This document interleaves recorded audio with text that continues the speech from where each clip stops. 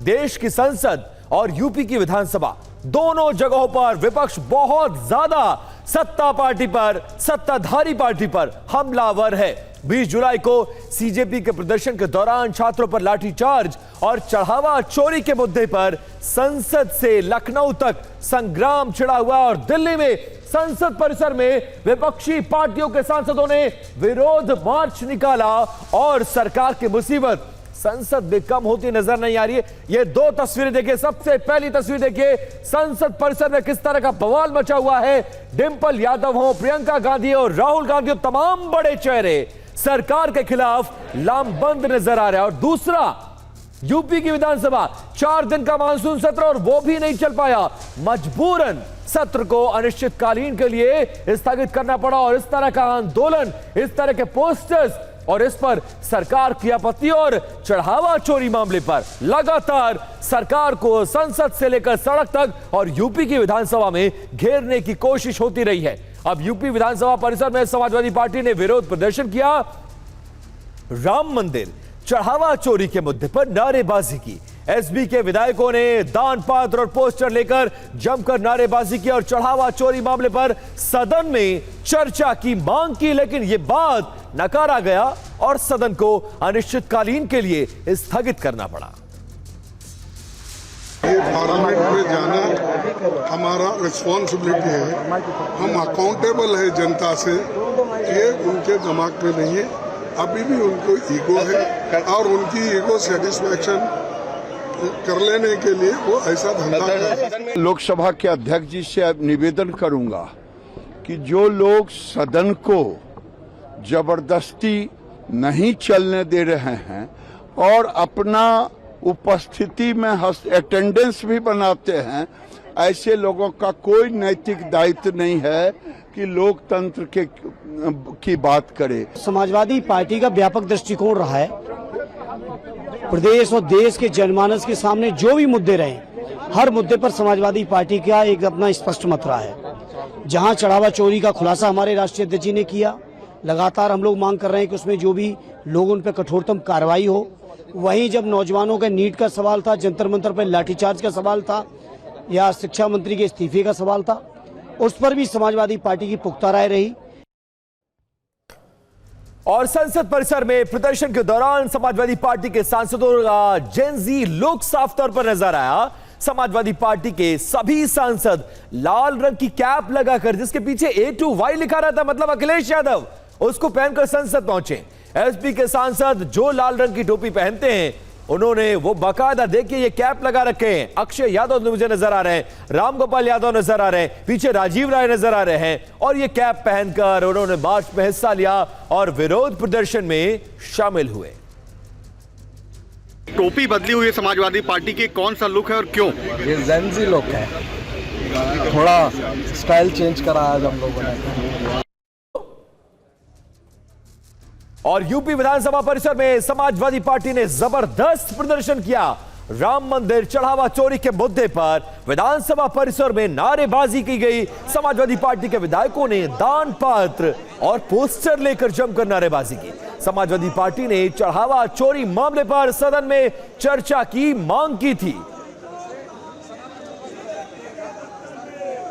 लगातार तीसरे दिन लखनऊ विधानसभा में विपक्ष का प्रदर्शन चंदा चोरी मामले पर, चढ़ावा चोरी मामले पर जारी है और इस वक्त हम आपको तस्वीरें दिखा रहे हैं लखनऊ विधानसभा से और आप देख सकते हैं कि समाजवादी पार्टी के तमाम विधायक एक बार फिर मुख्य प्रवेश द्वार के सामने चौधरी चरण सिंह की प्रतिमा के पास आज बैठे हैं, धरना प्रदर्शन कर रहे हैं। लेकिन आज इस प्रदर्शन का स्वरूप थोड़ा बदला हुआ दिखाई दे रहा है, क्योंकि यहाँ पर सामने आपको एक छोटा टेबल दिखाई देगा, उस पर 2 दान पात्र रखे हुए दिखाई देंगे और तमाम विधायक इसके आसपास बैठे हुए दिखाई देंगे। मुद्दा वही है, चढ़ावा चोरी का।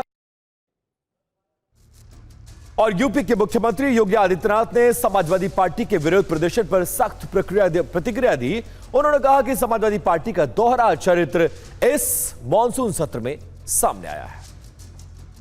विधानसभा सत्र को हंगामे के हवाले करना, प्रदेश के युवाओं,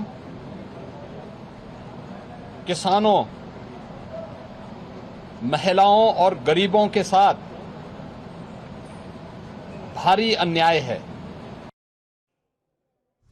अब यूपी विधानसभा में हंगामे पर स्पीकर सतीश महाना ने सख्त नाराजगी जाहिर की। उन्होंने सदन में हंगामे पर चिंता जाहिर की और कहा कि कल सदन में जो कुछ हुआ उससे वो निराश हैं।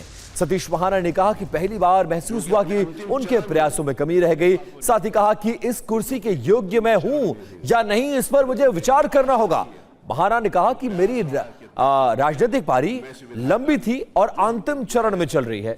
दरअसल कल समाजवादी पार्टी के विधायक सचिन यादव ने हंगामा किया था और बार बार स्पीकर के रोकने पर भी सचिन यादव नहीं रुके। सचिन यादव को पूरे सत्र के लिए निलंबित कर दिया गया था, तब से वो धरने पर है। कल एक ऐसे सदस्य के आचरण ने मुझे दुखी किया जिसको हम इस सदन का रोल मॉडल कहते थे। कहीं भी कोई भी आता था तो मैं कहता ये रोल मॉडल है विधानसभा के। उनके द्वारा जिस समय इस प्रकार का आचरण किया गया और उसके बाद भी मेरे मना करने के बाद भी बाहर जिस प्रकार की उनके भाषा का प्रयोग किया गया, वो निश्चित रूप से उसने मेरे मन में एक वेदना और पीड़ा पैदा की। यह निराशाजनक है। यदि सदन का आचरण उच्च स्तरीय योग्यता के पश्चात भी अपेक्षित स्तर का नहीं होगा तो आने वाले समय में कदाचित विधायिका निरर्थक हो जाएगी।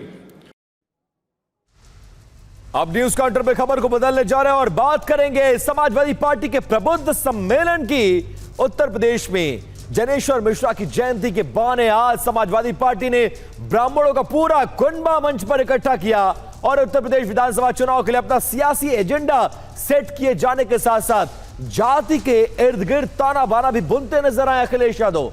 सूबे की सियासी बाजी जीतने और सत्ता पर काबिज होने के लिए समाजवादी पार्टी ब्राह्मण समुदाय को आज की तारीख में साधने में जुटी हुई है, क्योंकि ऐसा परसेप्शन है कि उत्तर प्रदेश में ब्राह्मण समुदाय मौजूदा सरकार से बहुत ज्यादा नाराज है।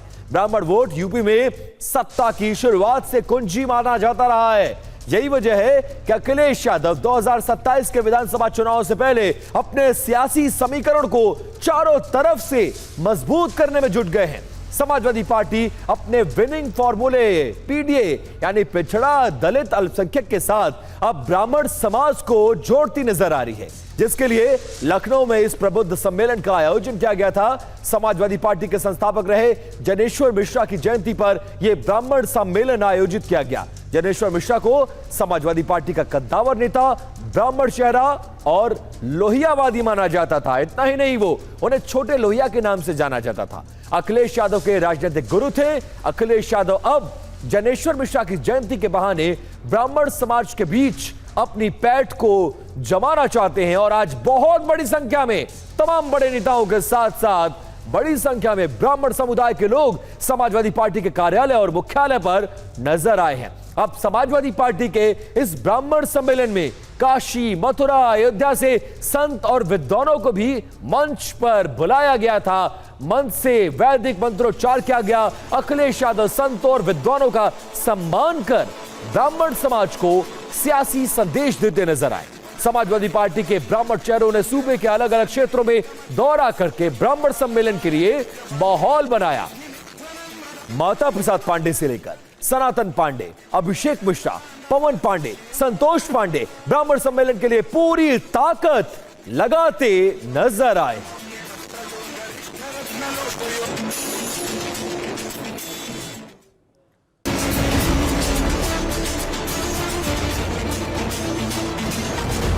जब से पीडीए से वो लोग हारे हैं, तब से पीडीए की नई नई परिभाषा बना रहे हैं वो लोग। लेकिन वो लोग भूल गए हैं पीडीए में पीडी पंडित का ही शुड फॉर्म है।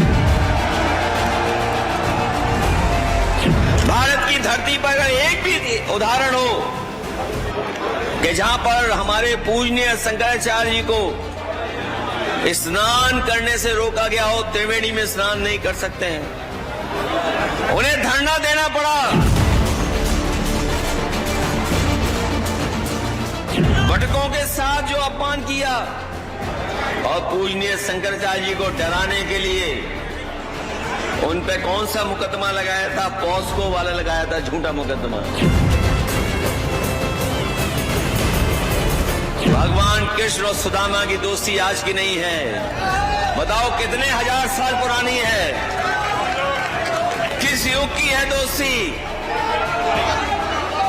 कब की है, कितने हजार साल पुरानी दोस्ती है।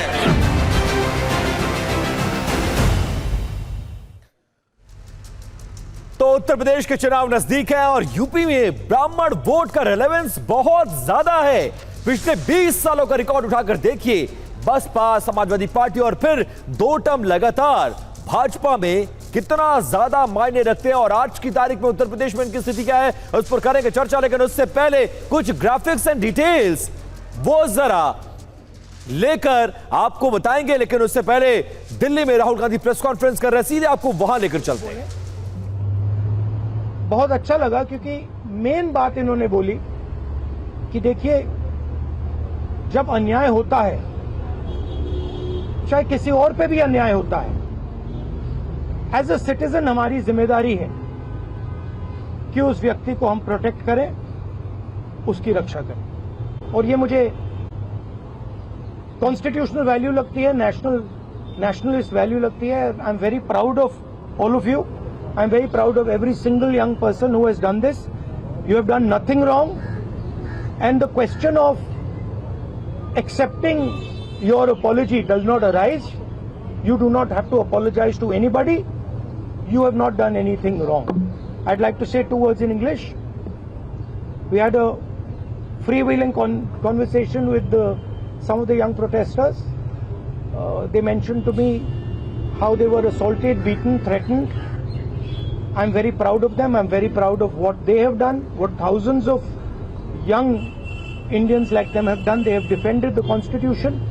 They have protected the idea of India. They have protected India's future. Complaining about the education system, which is a flawed system, a collapsing system, a useless system, is not a crime. If anything, the system needs to be changed. It needs to be corrected. And that is all they were asking for. They were not doing violence, they were not being aggressive, they were not being nasty. They were beaten, they were assaulted, they are threatened. Accepting their apology, forcing them first, sending gundas to their house.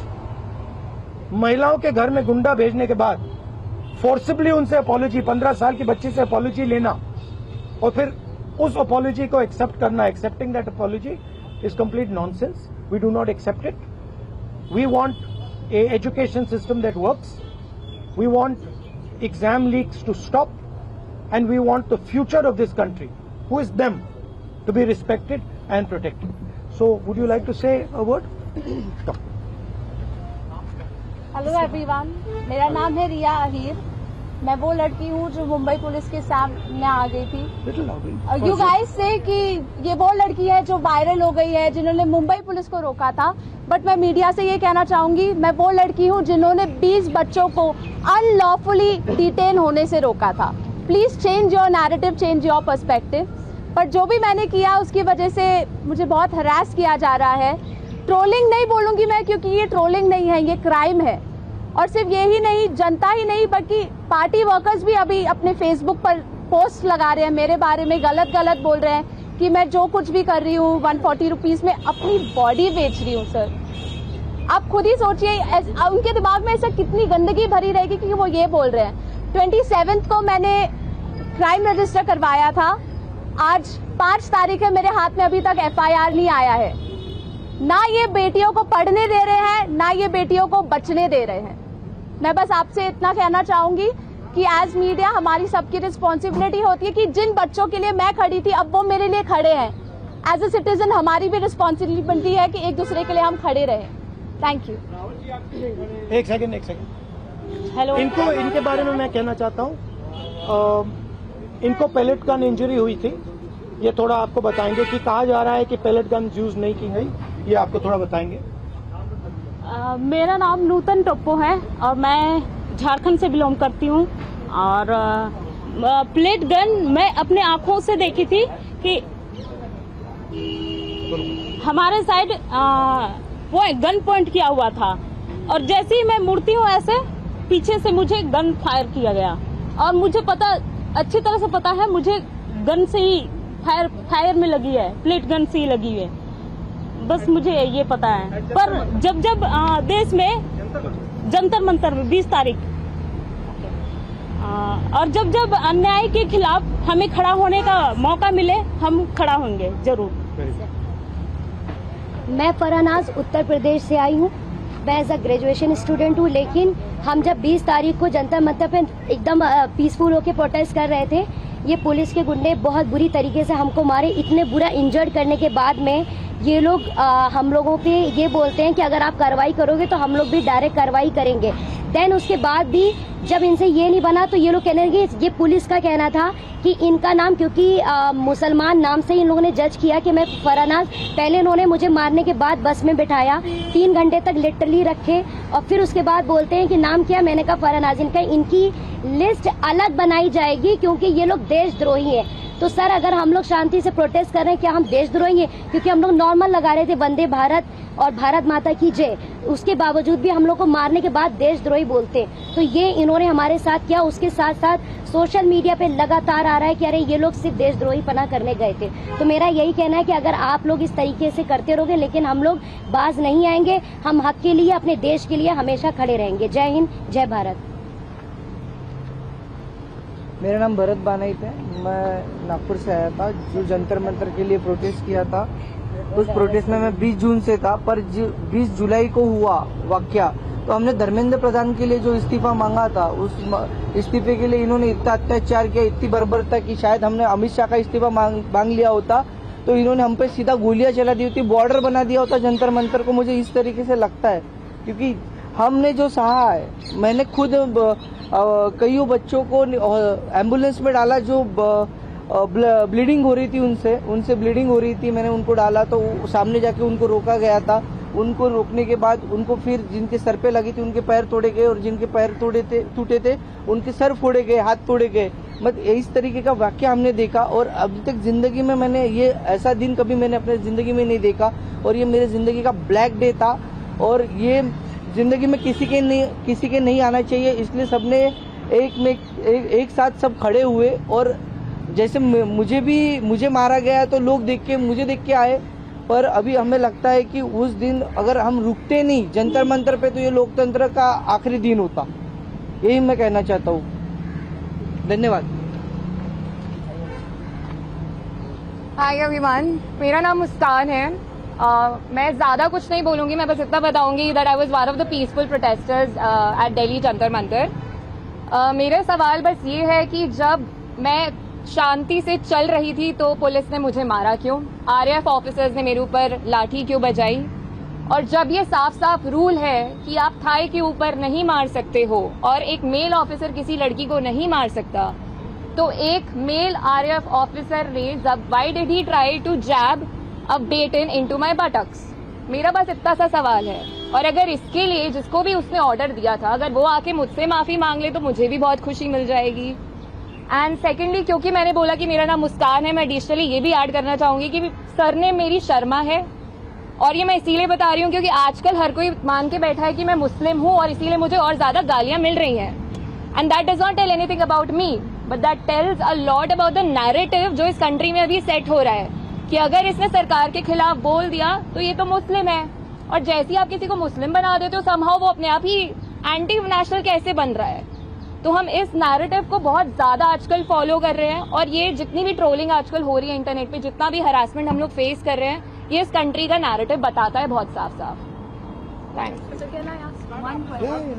आप सब लोगों से सवाल है कि आप कह रहे हो इंटिमिडेट किया जा रहा है, आप कह रहे हो डराया जा रहा है, आपके ऊपर एक्शन हो रहा है, even then you are standing here, what makes you standing here? No, but I want to say something else, या, which is even more powerful. Yes, that there are young people who are standing here in front of India's press, but Amit Shah and the Prime Minister don't have the courage to stand here.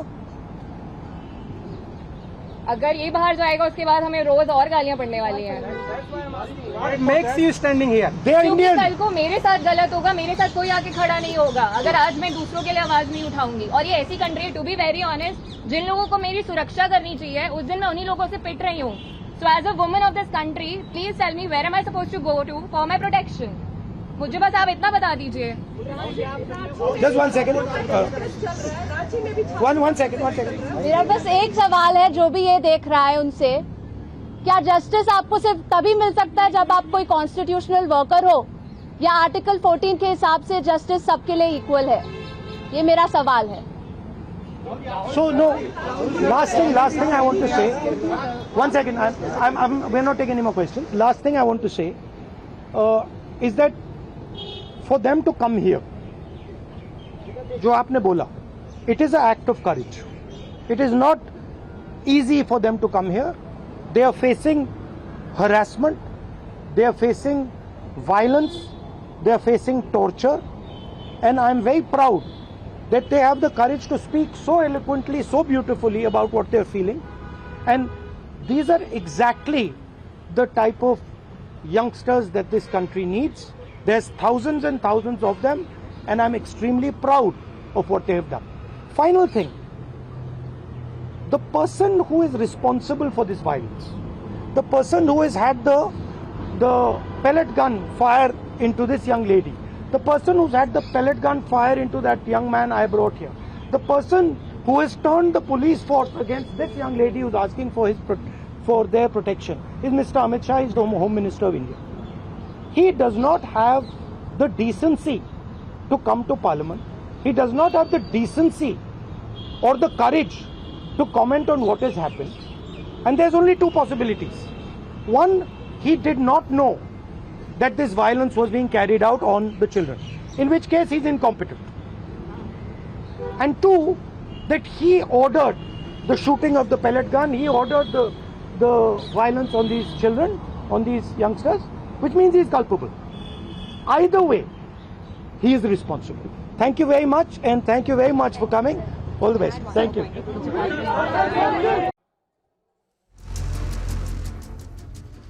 तो राहुल गांधी दिल्ली में press conference करते हुए और सरकार पर छात्रों के मुद्दे पर एक बार फिर से घेरते नजर आए। अब न्यूज काउंटर में बात रांची में जारी छात्र आंदोलन की करने जा रहे हैं। हेमंत सोरेन सरकार ने छात्रों को वार्ता का प्रस्ताव भेजा है। छात्रों से बातचीत के लिए रांची के एडीएम और एसडीओ जयपाल सिंह मुंडा स्टेडियम पहुंचे और अधिकारियों ने छात्रों से बातचीत की है। राज्य सरकार का प्रस्ताव उनके सामने रखा।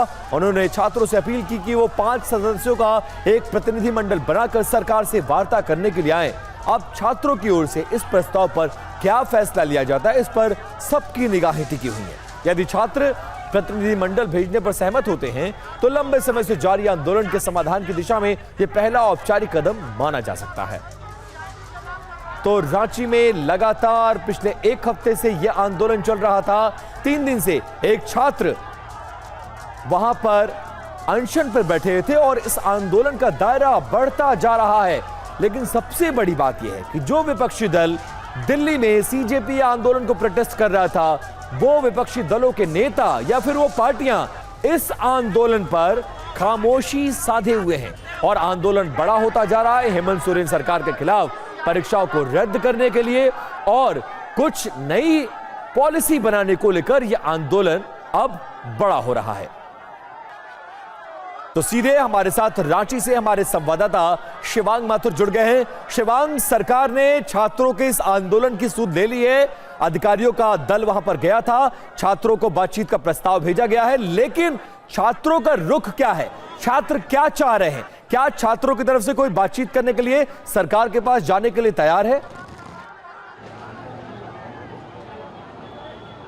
बिल्कुल निशान, देखिए करीब 3:30 बजे के आसपास एक प्रतिनिधिमंडल सरकार का आया था जिसमें एसडीओ और एडीएम सिटी थे और उन्होंने छात्रों से गुजारिश की कि वो 4 बजे के आसपास मुख्यमंत्री से मुलाकात करें उनके आवास पे। लेकिन छात्रों ने स्पष्ट तौर पे कहा कि उनको अभी वक्त चाहिए और 5 लोग सरकार ने मांगे थे जो उनसे आके मुलाकात करेंगे, लेकिन अभी वो नाम तय नहीं हुए हैं कि वो कौन 5 लोग होंगे जो डेलीगेशन बना के जाएंगे। छात्र फिलहाल जो है वो तिरंगा यात्रा निकाल रहे हैं जिसका कॉल दिया गया था शाम के 5 बजे का। मैं पहले आपको तस्वीरें दिखा देता हूँ। सुनील, जरा जूम करके दिखाएं आप। वो जो आप तस्वीरें देख रहे हैं जहां पे आपको बहुत सारे छाते नजर आ रहे हैं, वहां आप तिरंगा यात्रा कुछ देर में निकलने वाली है क्योंकि बारिश जो है वो दोपहर से हो रही है। ऐसे में यात्रा थोड़ा विलंब से हो रही है। कुछ ही देर में यहां से तिरंगा यात्रा निकलेगी। उसके बाद ये जो प्रोटेस्टर्स हैं निशांत, वो ये तय करेंगे कि सरकार से मिलने के लिए कौन जाएगा। हालांकि मंच से बार बार यही कहा जा रहा है कि सरकार के लोग यहाँ पे आके मुलाकात करें क्योंकि इस पूरे प्रोटेस्ट का मिला-जुला कर नहीं शिवांग, ये कहा जा सकता है कि गतिरोध बना हुआ है। आप नजर बनाकर रखिए, एक एक अपडेट हम तक पहुंचाते रहेगा। बहुत शुक्रिया इस जानकारी के लिए। आगे बढ़ते हैं, अब न्यूज काउंटर में बात करने जा रहे हैं महाराष्ट्र सरकार के एक बहुत बड़े फैसले की। महाराष्ट्र सरकार ने एनालॉग पनीर यानी नॉन डेयरी पनीर पर पूरी तरह से प्रतिबंध लगा दिया है। सरकार के इस फैसले के बाद पूरे महाराष्ट्र में नॉन डेयरी पनीर बनाने, बेचने और वितरण करने पर रोक लग गई है। इस फैसले के साथ ही महाराष्ट्र में एनालॉग पनीर पर रोक लगाने वाला देश का पहला राज्य बन गया है। राज्य में नॉन डेयरी पनीर बनाने पर जो इसका मुद्दा है वो काफी समय से उठ रहा है। पिछले साल महाराष्ट्र विधानसभा में भी यह मुद्दा उठाया गया था। विधायकों ने नॉन डेयरी पनीर पर पूर्णतया प्रतिबंध लगाने की मांग की थी।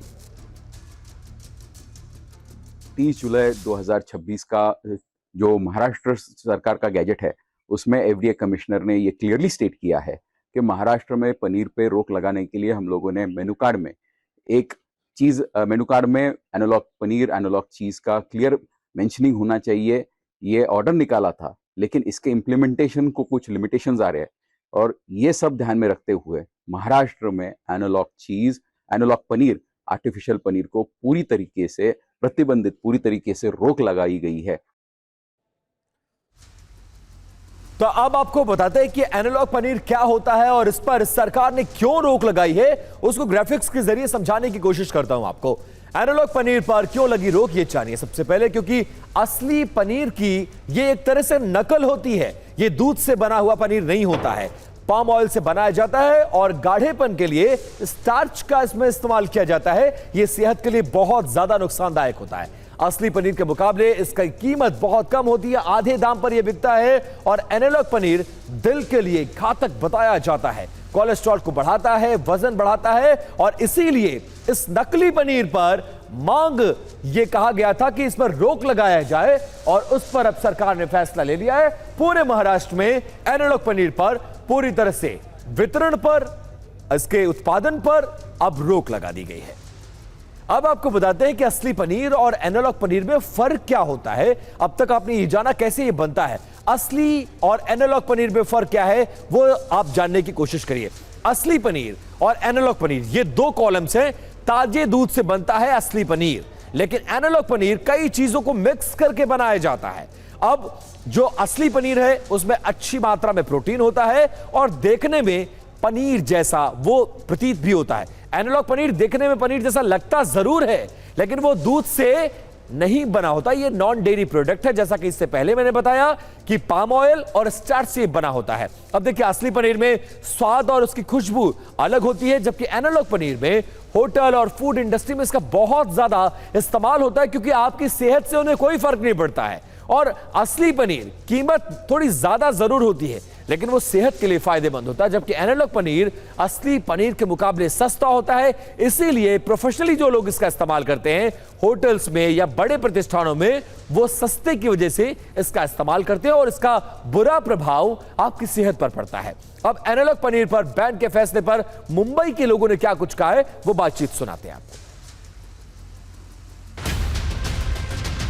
महाराष्ट्र में एक नया कानून लाया है और ये कानून है नकली पनीर बेचने वालों के खिलाफ और नकली पनीर डिस्ट्रीब्यूट करने वालों के खिलाफ कड़े नियम बनाए गए हैं। निर्णय तो सही है उन लोग का, तो इधर का पनीर अच्छा है, इसके वजह से हम लोग इधर आते हैं, होटल में आते हैं खाने का। आपके पास शरीर है वो ऐसा नकली पनीर बेच के जिंदगी खराब नहीं करना है हमको। हम दूसरे को खराब खिलाएंगे, हमारे घर पे भी वही पनीर खा रहे हैं, इसलिए पनीर का हम सुरक्षित और सेफ्टी रखते हैं। ये एफडीए ने उठाए हुए कदम बहुत बढ़िया है और ये सब होना चाहिए। तुकाराम मुंडे सर बहुत अच्छे से ये सब के लिए प्रयास कर रहे हैं। बहुत सारे कस्टमर हैं, सभी ये कह रहे हैं कि हमारा लाखों का शरीर है और अगर हम नकली पनीर खाएंगे तो बिल्कुल नकली पनीर नहीं चलेगा। अब एनालॉग पनीर पर महाराष्ट्र सरकार सख्त हो गई है। भारत का पहला राज्य जिसने पूरी तरह से अपने राज्य में इस पर प्रतिबंध लगा दिया। अब नकली पनीर बेचने पर कठोर कार्रवाई होगी इस नए नियम के तहत और बेचने वालों को 6 महीने तक की जेल तक हो सकती है। 1 लाख रुपए तक का जुर्माना भी लगाया जा सकता है। सेवन से मौत होने पर उम्र कैद और 10 लाख का जुर्माना भी लगाने का प्रावधान इस नए नियम में रखा गया है। अब देखिए, न्यूज काउंटर में खबर को बदलते हैं, आगे बढ़ते हैं और अब बात करते हैं देश के कई राज्यों में बाढ़ और बारिश से मची तबाही की। देश के कई हिस्सों में आसमान से आफत बरस रही है, जनजीवन बुरी तरह से प्रभावित हुआ है। कहीं तेज बारिश ने सड़कों को दरिया बना दिया तो कहीं भूस्खलन ने जिंदगी की रफ्तार को थाम दिया है। उत्तराखंड से लेकर हिमाचल, उत्तर प्रदेश से केरल तक हर जगह कुदरत का कहर साफ तौर पर नजर आ रहा है। कहीं उफनती नदियां हैं तो कहीं दरकते पहाड़ हैं। हालात ऐसे कि जिंदगी बचाना अब सबसे बड़ी जंग बन गई है। हर तरफ सिर्फ पानी का कहर और कुदरत का प्रचंड प्रहार देखने को मिल रहा है।